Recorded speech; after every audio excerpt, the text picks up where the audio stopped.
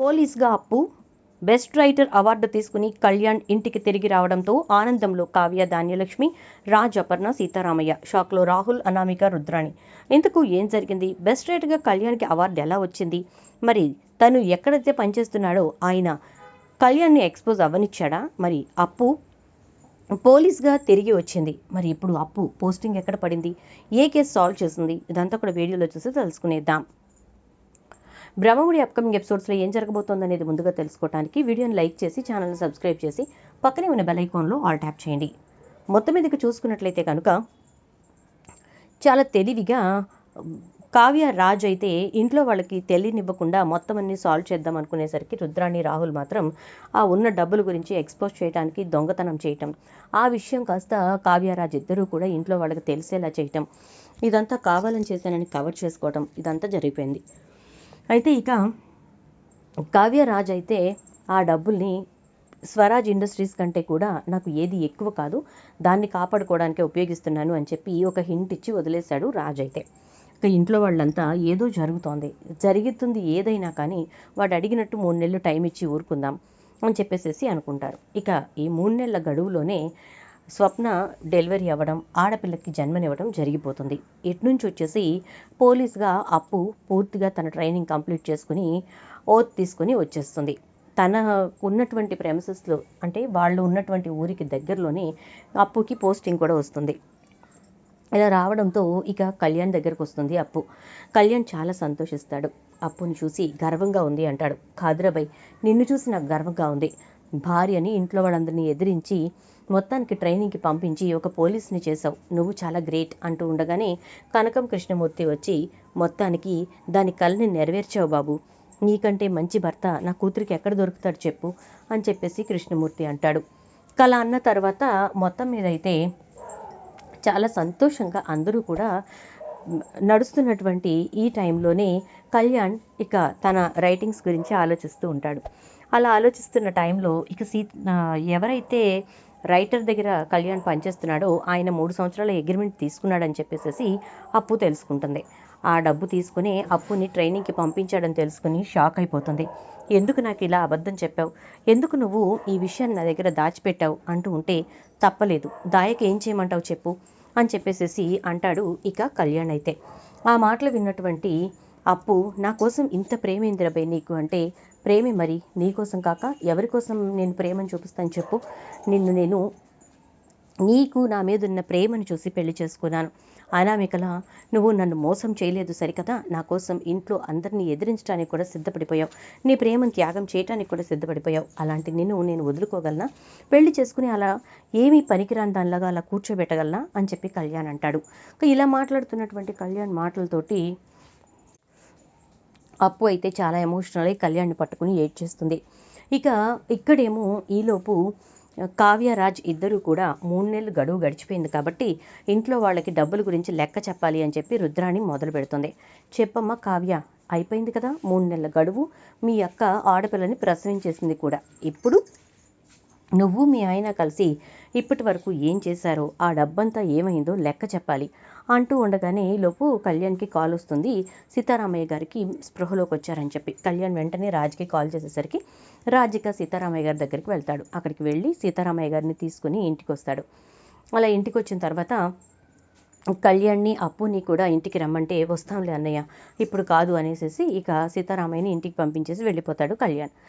ఇక సీతారామయ్య వచ్చిన తర్వాత, రా నాన్న రా, నువ్వు లేక ఈ ఇంట్లో ఎంతెంత అన్యాయాలు జరిగిపోతున్నాయో నీకు తెలియదంటే, రుద్రాణి ఆపుతావా, ఇప్పటి వరకు ఆయన అనారోగ్యం పాలయ్యి మంచాన పడి ఇప్పుడే కోలుకుని ఇంటికి వచ్చారు, రావడంతో మొదలు పెట్టావా నీ రచ్చ అని చెప్పనంటుంది ఇందిరాదేవి. ఏంటమ్మా నేనేం చేశాను, చేసిన వాళ్ళు బాగానే ఉన్నారు, ఖర్చు పెట్టుకున్న వాళ్ళు బాగానే ఉన్నారు, అసలు ఇదంతా జరిగేలా చేసిన వాళ్ళు బాగానే ఉన్నారు, నన్ను అంటావేంటమ్మా, నాకు తెలియక అడుగుతున్నాను, ఏ నాన్న నేను మాట్లాడిందే తప్ప, నువ్వు లేవు, ఈ 6 నెలల కాలంలో నన్ను ఎన్ని తిప్పలు పెట్టారో తెలుసా, అసలు ఇంట్లో వాళ్ళకి తిండి కూడా పెట్టలేదు నాన్న అని అంటూ ఇక రుద్రాణి అంటూ ఉంటుంది.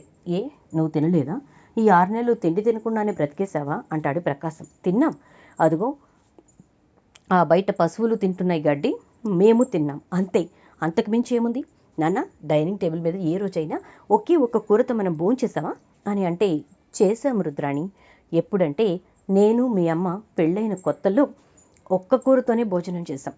మీ అన్నయ్యలిద్దరూ పుట్టిన కొత్తల్లో ఒక్క కూరతోనే భోజనం చేశాం.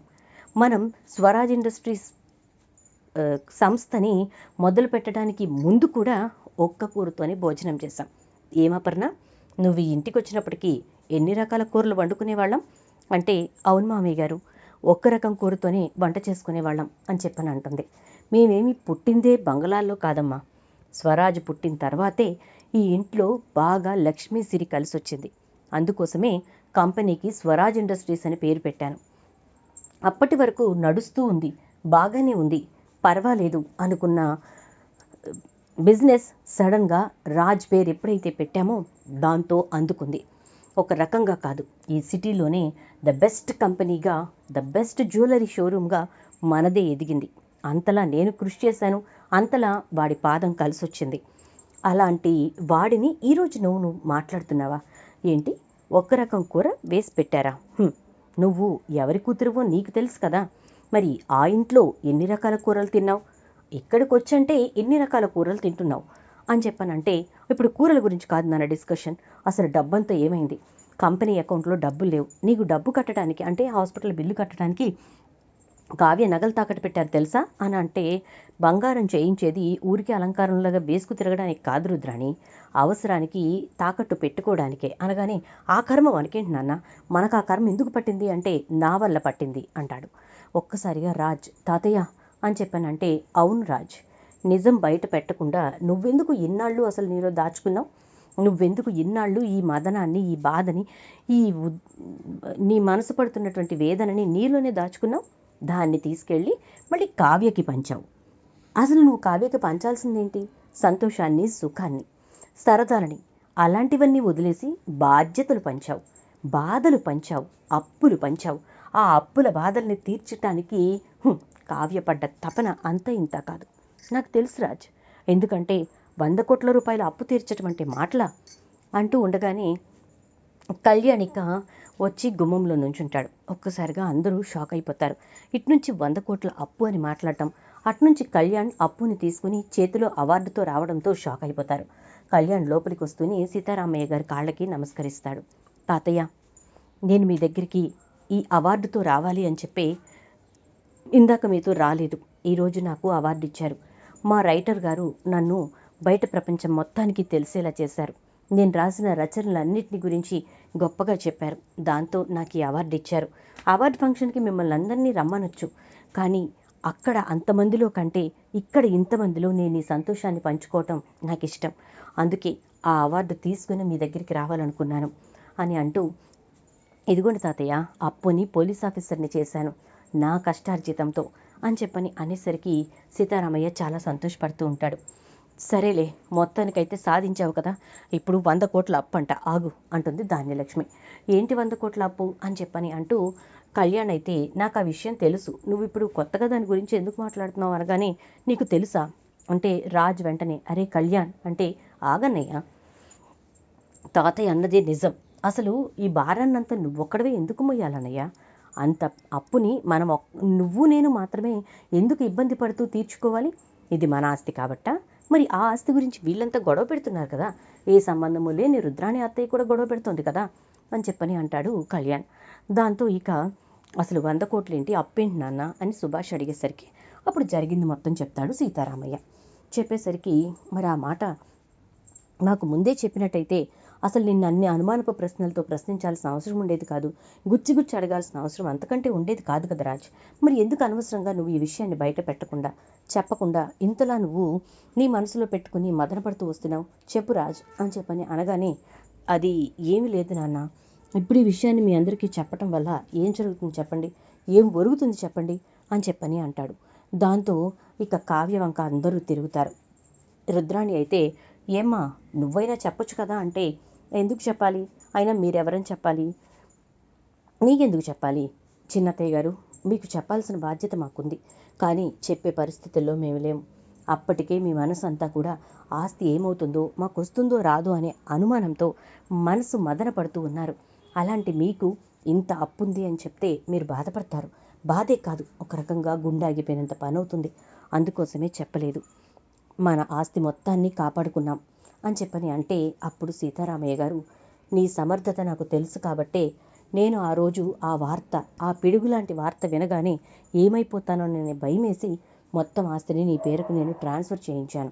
ఆస్తి మొత్తం మీద పూర్తి హక్కులు నీకు ఇచ్చేశాను. వీళ్ళ ఎవ్వరి పేరు మీద ఉన్నా కూడా ఈ ఆస్తిని జప్తు చేసే అవకాశం ఉంది. అందుకే నీ పేరు మీదకు రాయించాను. ఈ అప్పుని నువ్వు తీర్చాల్సిన పరిస్థితి వస్తే ఏం చెయ్యాలి అనేది నీకు తెలుసు. ఎంతలా సమర్థంగా నువ్వు దీన్ని నడపగలవో నాకు తెలుసు. అందుకే ఇదంతా నీకు అప్పచెప్పాను అని చెప్పని అంటాడు సీతారామయ్య.